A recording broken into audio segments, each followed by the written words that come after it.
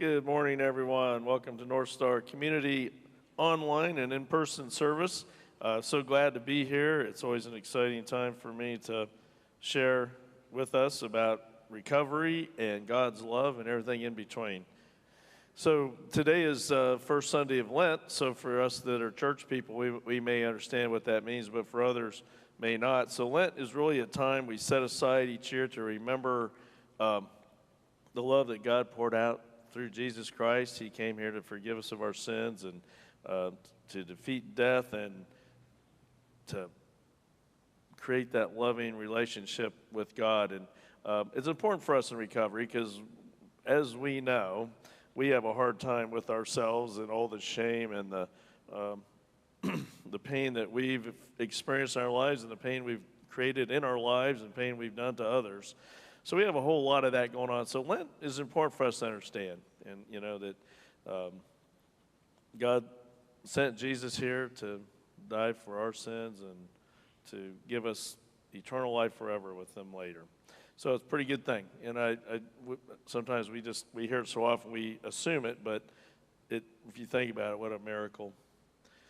So we've been talking about, let me back up. So I always tell people if you really want to, Pastor Colby was talking today about things to do during Lent, and one of the things I've been telling NorthStar is go read the parables that Jesus, and understand them. Don't just read them, but really understand His audience, who He's talking to, the points He's making, and it just really makes you appreciate Christ even more.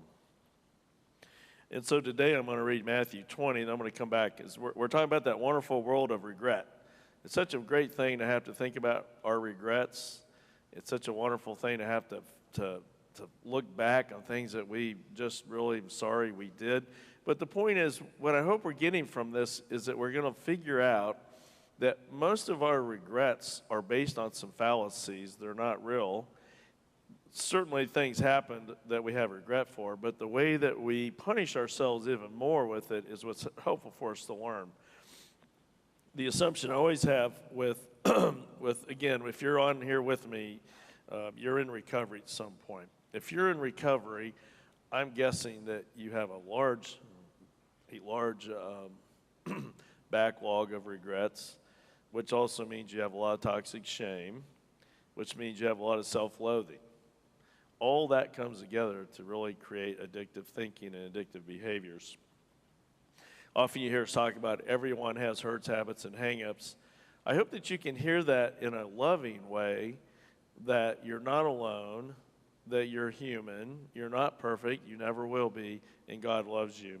We all have things that have happened to us that created hurt in our lives. We've all had things in our lives from that hurt that's created hang-ups, things that we have phobias about or fears about or self-loathing about. And you know, we can just go on and on here. Hurts, hang-ups, habits, and then we create addictive behaviors to help us to avoid that pain. So the problem is addiction is really built around habitual behavior to avoid pain, and the first thing we're telling you when you get in recovery is you have to face your pain. So basically what we're telling you is you have to do a 180-degree or 380-degree look at this, where you have to really figure out ways to face your pain and then let it go. I state the obvious when I say we cannot undo the past. We cannot turn the clock back. We cannot. I wish we could. I wish there was things we could take in each of our lives out. You know, the horrible moments. But the problem is, like we talked about on Friday night, the problem is if we took those away, you wouldn't be you as you are.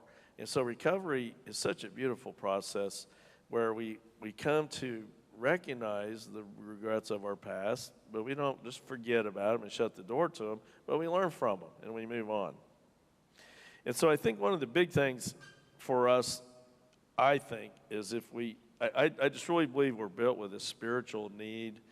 We're seeking a God of something. If it's not who we are, who we in our Christian church talk about God, this all-knowing, omnipresent, loving God, we're looking for it in other ways. Maybe we buy more stuff than we should, or we drink too much, or all those things we do. But the fact is God loves us, and the self-loathing isn't warranted, and we're the ones doing that. And so I love the quote, again, this is off of Twitter, was, "My body is not a temple, it's a storage unit for my regrets." I think in so many ways that fits us in how we feel when we begin recovery. But I want to read Matthew 20. This is Jesus, and he's talking to his disciples about God not keeping score, about us. All we got to do is just acknowledge God and see him, and life's okay. So let's take, for instance, let's look here. So for you guys that understand, so who betrayed Jesus? It was Judas, right? And so Judas was a disciple. He was so trusted, and he was in charge of the treasury. And I think an argument to tell you how we sometimes are last to know about people, when Jesus said, "Someone's going to betray me," not one person in that room looked at Judas and said, "He's going to be the guy." Nobody said that. Nobody suspected Judas to be the one to betray. So here's Judas, spends the entire, gives up his livelihood, his life, everything to follow Jesus. He watches Jesus with miracles. He listens to Jesus' teaching, and I can't imagine, but that wouldn't have been just awesome. I mean, just think about listening to him talk and see how he interacted with people, how he took on the Pharisees, all these things. He's experiencing every bit of this, but yet he betrays Jesus, right? On the other hand, you have the thief on the cross, who is on the cross, is being crucified right there next to Jesus. There's two of them. One of them just continues to hurl insults at Jesus. The other one goes, "Wait a minute, he doesn't deserve this, we do." And they must have been awful. I mean, the Romans didn't just arbitrarily crucify people. If you were crucified, you were a bad dude. And so he obviously was a bad dude. And he looks at Christ and says, I want to be with you in heaven. And Jesus says, "You're there." So we got some contrast here. Think about the disciples. They, beyond Judas, all the disciples, they worked Jesus. They gave their life and will over to him. They went and did all these things. After Jesus died, after they came out of hiding and all things they did, they came out and became very strong for Christ. They went out there and faced persecution, and we believe, of course, they all went to heaven. But so that thief on the cross, if we want to look at it this way, he was saved for about this long. Others had long histories. The point is Jesus is making, it's just your heart. Just commit to me. You're good. So Christ is talking here. So Jesus is talking. He goes, "For the kingdom of heaven is like a landowner who went out early in the morning to hire workers for his vineyard. He agreed to pay them a denarius for the day, and sent them into the vineyard." Now, what's important here is that's pretty good pay. That was what a Roman soldier made that time. So that's pretty good pay. About 9 in the morning, he went out and saw others standing in the marketplace doing nothing. He told them, "You also go and work in my vineyard, and I will pay you whatever is right." So they went. So he didn't even tell them what he was going to pay him. He just told you, "Come, I'm going to pay you. I'm going to take care of you." So he must have been a good guy. At some level, people must have trusted him and knew that he was a good and decent guy.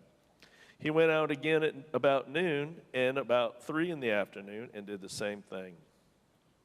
About 5 in the afternoon, he went out and found still others standing around. He asked them, "Why have you been standing here all day long doing nothing?"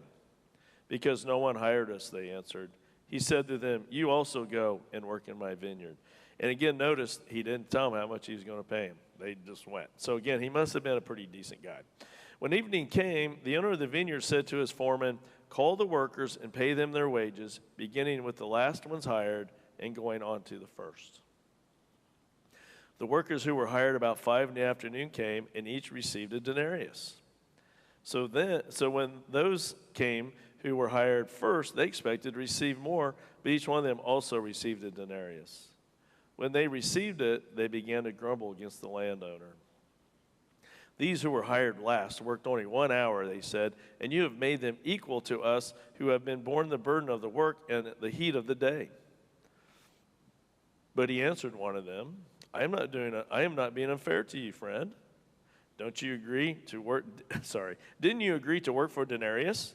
Take your pay and go. I want to give the one who was hired last the same as I gave you. Don't I have the right to do what I want with my own money? Or are you envious because I am generous? So the last will be first, and the first will be last. The reason why I like this parable for us in recovery is because I want us to hear that this last part, so the last will be first, and the first will be last. The way I'm interpreting this right now is that we see ourselves so negatively. We loathe ourselves. We despise ourselves. There's nothing good about us. We don't deserve anything good to happen. In fact, if anything good does happen, something bad's going to happen. And when we're in our addictive mode, when we're in our acting out in our hurts, habits, and hang-ups, it's kind of true. We are going to screw it up, and there are going to be some bad things happen. We're going to relapse. We're going to use again. We're never going to stop using. We're going to live with anger, resentment, bitterness, all that stuff. But I just want you to, just for a moment, listen to the message that a God who loves us so much doesn't keep score, and you're going to be okay in God's eyes. Certainly there's consequences. I don't want anybody to think otherwise. When we go out and do dumb things, there are going to be consequences to this. But that doesn't mean God doesn't love us. It just means there's consequences. But you just cannot defy things as it's set up. So I hope you hear with this back to why are we talking about regrets? Why in the world would we do that? But this great quote again, my body is not a temple. It's a storage unit for all my regrets. So I'm assuming, again, I'm talking to people in recovery. We've had a lot of things we've done wrong. We've had a lot of things we're still doing wrong, just like everyone else, of course. But when we're using, pre-step one, so step one is something I finally said, there's things in my life that are more powerful than me, and it's become unmanageable. My life has become unmanageable. And then I've said, well, there is a power greater than me, that's God, and if I turn my life and will over to him, then this can work. And then step 4 is I made a very deep searching moral inventory of myself. And of course the joke is there's a whole lot of people that stopped at 3, right? It's like I'm from Nebraska, and of course one of the things that everybody likes to make fun of us about is that we were quitters because we got on the plains and the Oregon Trail and we were coming out and the rivers were flooding, the Indians were attacking, and then we knew there was these big mountains coming. We said, I'm going to stop right here. So everybody likes to call us quitters. But I just think that we were smart. But anyway, but the point is, if we see ourselves as with this loathsome way of we just really don't like ourselves very much. Do you think maybe our memories are going to be tainted? Do you think maybe how we see some of the things we did, we're going to see it even worse than it was, or at least different? And that's why we're talking about regrets.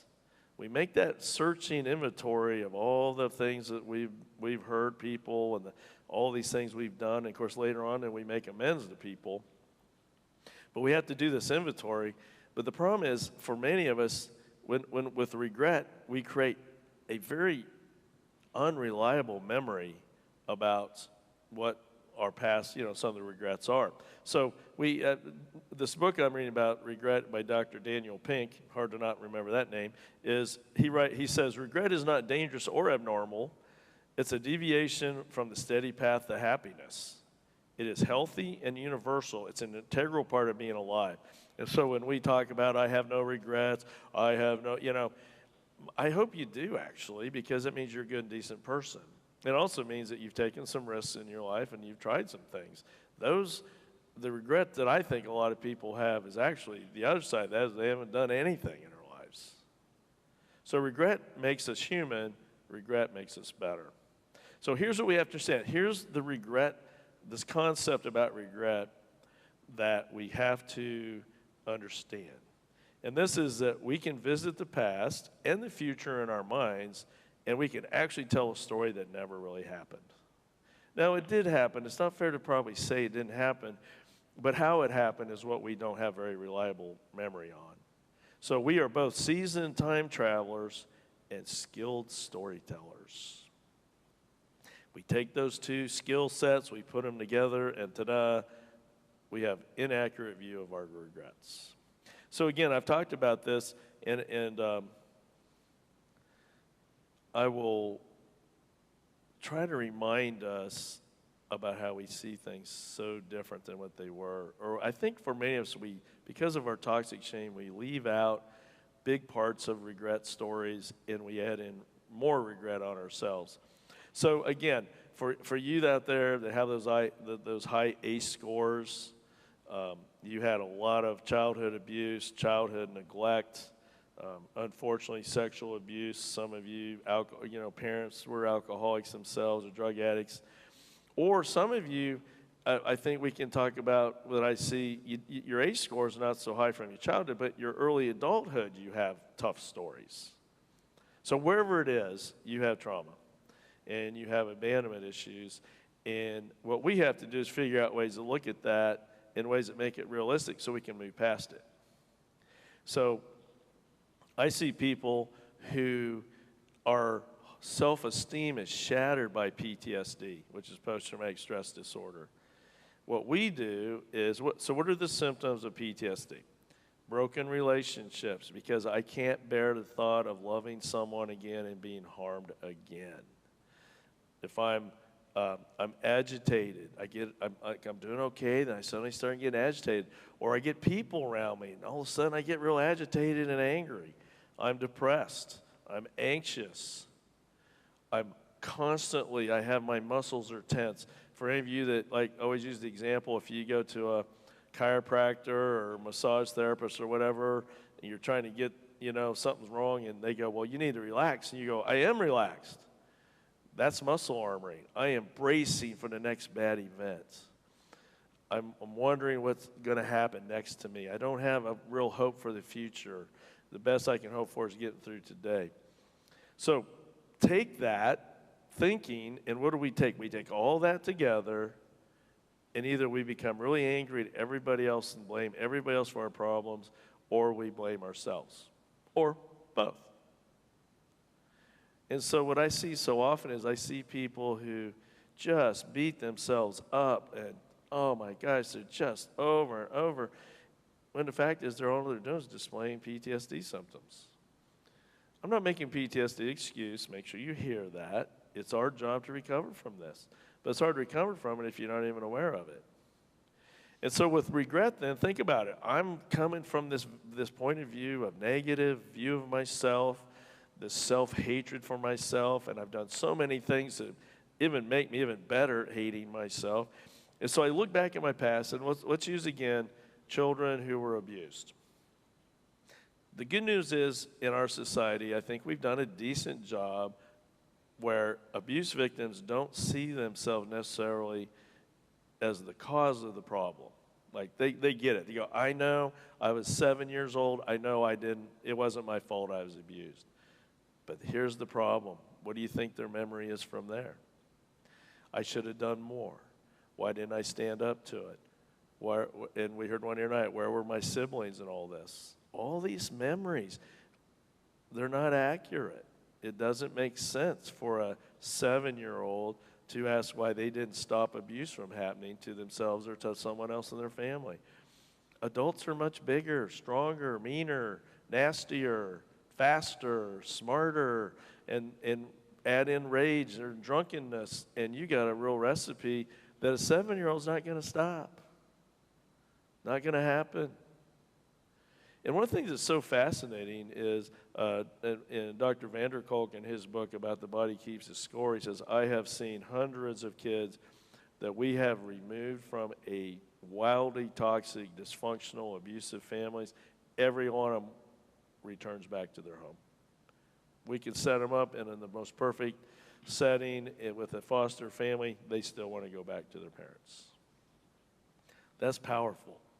That makes it hard for us to ever stop something like that happening. But yet, what do? In our regret story, we go, I should have stopped them. I should have reported them. I should have got a gun out and shot them. I should have blah, blah, blah.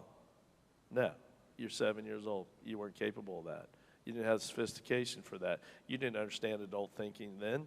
You didn't understand what was going on. You just knew it was terrible and awful, and you hated it. And you cried yourself to sleep every night after being beaten up or whatever else had happened to you.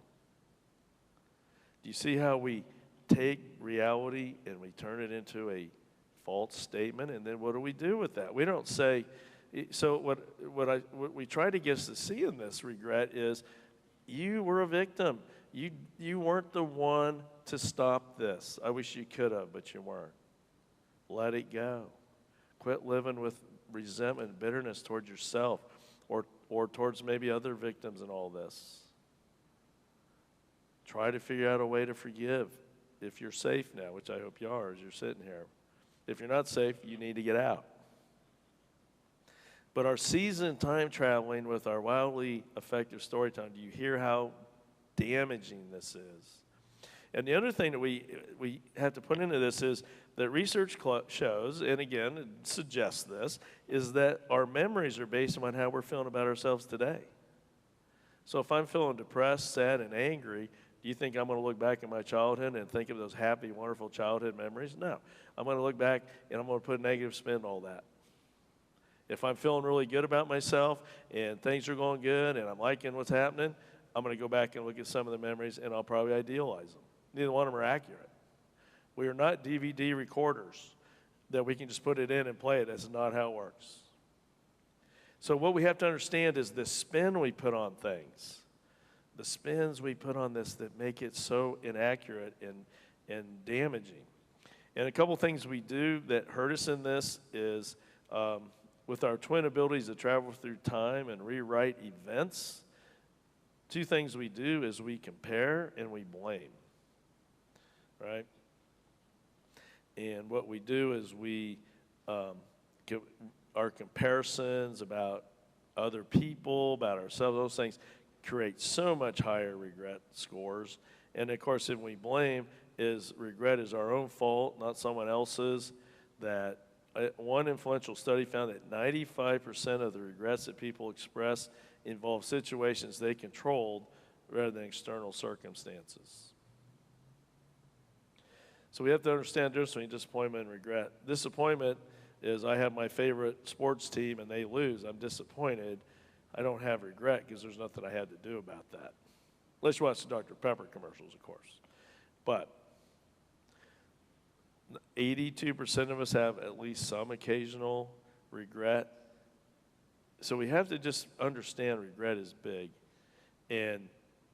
But it can help us too. So there's Dr. Pink talks in his book about 3 things we can benefit from regret. One is regret can improve decision making. So with toxic shame, one of the problems with toxic shame is that it undoes our limits. So I can go out there and live wildly and crazy and dysfunctionally and destructively because what the heck?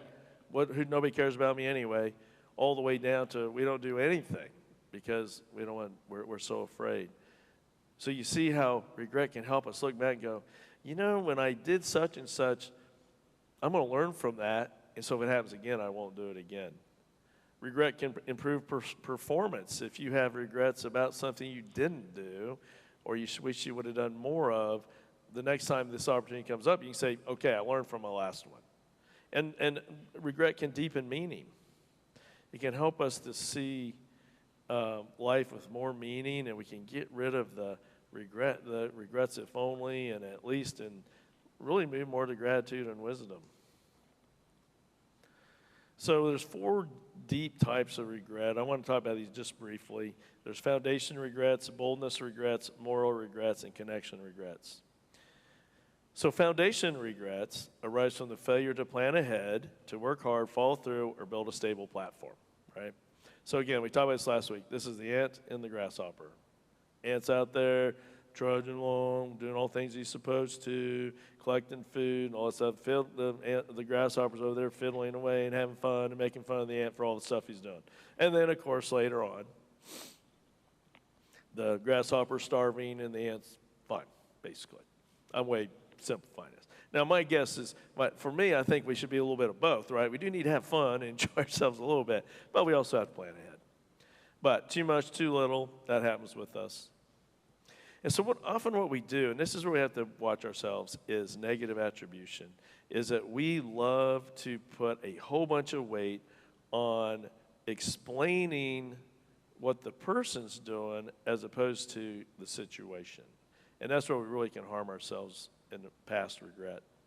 So I always like to use the one I always love the most is, I'm driving down the road, someone cuts me off, takes off, and what do I say? Well, darn, I hope they're having a good day, right? That's what we say when someone's driving recklessly and cuts us off. No, we get mad. It makes us furious that people are so selfish. They don't care about anybody but themselves.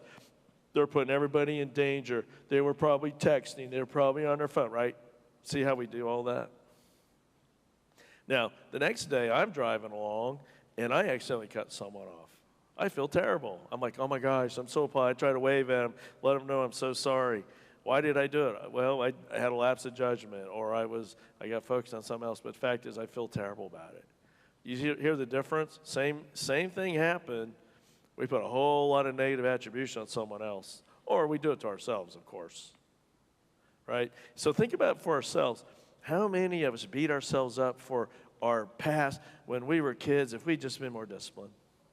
If I just hadn't been using, if I would have studied more, if I hadn't been in a stupid, strong relationship with this person who ended up breaking up anyway, and I gave up my whole life for it. Do you hear what I'm saying? That's foundational regret. So small choices about these things eventually can add up to, can produce some pretty negative effects over time. And the problem with foundation regrets is it can be difficult to undo them. So think about foundation regrets. I hear this one a lot with our wounded self kicks in, and someone will be in their 40s or 50s, and they're finally starting to recover. And so they're starting to feel better, and guess what they say? Why did I wait so long? Why didn't I do this sooner? Wished I would have. I'm like, no, you're doing it when you were ready to, when God was ready to. Ace trauma, why wasn't I stronger? Or how about us in the substance abuse or our compulsive behaviors or our 33rd broken relationship? Why couldn't I just stopped? What was wrong with me? Where was my discipline? See, you hear how these are foundation regrets? They're built around forgetting a lot of things. For instance, I can think about myself when I was 22 years old, just got out of college. I was broke, didn't have much money. Is it fair for me to condemn myself for not saving money when I was 22 years old?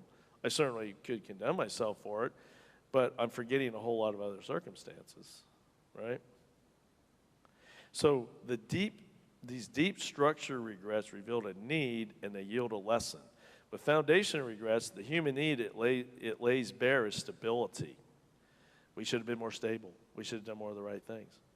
We all require a basic infrastructure of educational, financial, and physical well-being that reduces psychological uncertainty and frees time and mental energy to pursue opportunity and meaning. Well, guess what? At 15 years old, I wasn't all that smart, and I wasn't all that focused on the future, and you probably weren't either. Or how about you guys that were going through so much trauma? You were surviving. You were trying to figure out how to live. That may included alcohol and drugs and everything else in between it.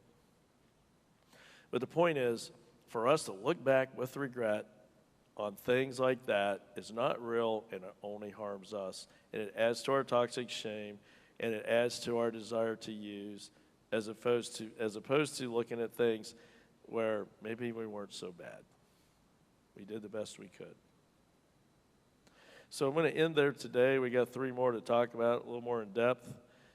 But I hope what we're hearing here, I'm trying to get across here, is if we can get a better understanding of regret, if we can get our place where we can finally maybe stop beating ourselves up so much, maybe forgive ourselves a little more like we do others, then maybe we can recover a little faster and enjoy life a little bit more.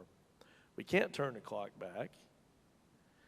So let's stop turning it back in unrealistic ways.